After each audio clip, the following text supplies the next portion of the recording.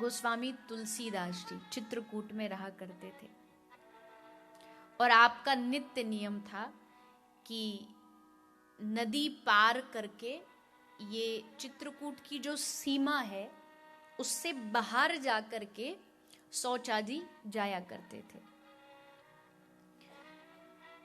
तो बाबा तुलसी का नियम था, रोज एक पात्र में जल ले जाते, नदी पार करते, अपना स्नान आदि करके वापस आते। जो पात्र में जो थोड़ा बहुत पानी बच जाता था उसको एक पत्थर के ऊपर रोज डाल दिया करते थे। एक दिन जब गोस्वामी जी ने पत्थर पर जल डाला तो उस पत्थर से प्रेत प्रकट हुआ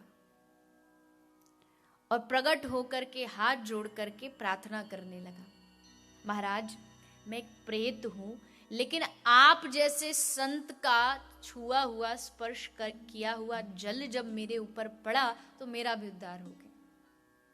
कहिए मैं क्या कर सकता हूं, आपकी क्या सेवा करूं, क्या चाहिए आपको, जो मांगेंगे मैं आपको दूंगा।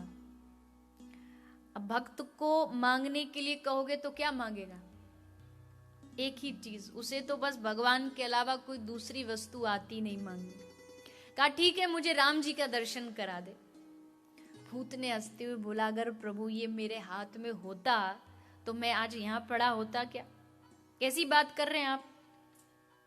ये नहीं, लेकिन हाँ इसके आसपास की कोई चीज तो दिला सकता हूं। उनसे नहीं मिला सकता पर उनका एक भक्त है उसका पता बता सकता हूं। तुलसीदास जी ने प्रसन्न होकर कहा, कौन? हनुमान।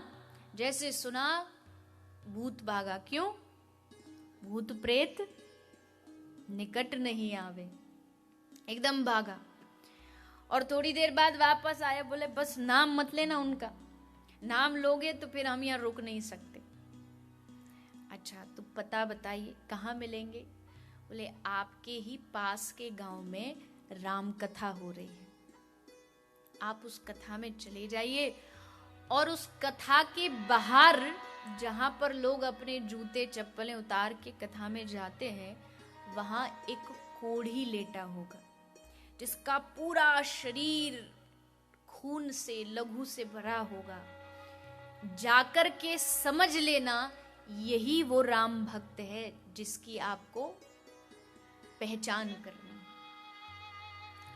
तुलसीदास जी ने सुना और एकदम प्रसन्न हो गए और भागे भागे कथा में पहुंचे। सब लोग कथा में बैठे थे, सब झगड़ रहे थे, हम आगे बैठेंगे, हम आगे बैठेंगे, हम वीआईपी में बैठेंगे। ये सिस्टम पहले तो नहीं था, आजकल कथाओं में भी होने लगा है। वीआईपी अलग होता है, वीवीआईपी अलग होता है। ठाकुर जी के लिए तो सब बराबर है। हाँ व्यवस्था करने के लिए थोड़ा बहुत करना पड़ता है, लेकिन आगे बैठा हो या पीछे बैठा हो कोई फर्क नहीं पड़ता।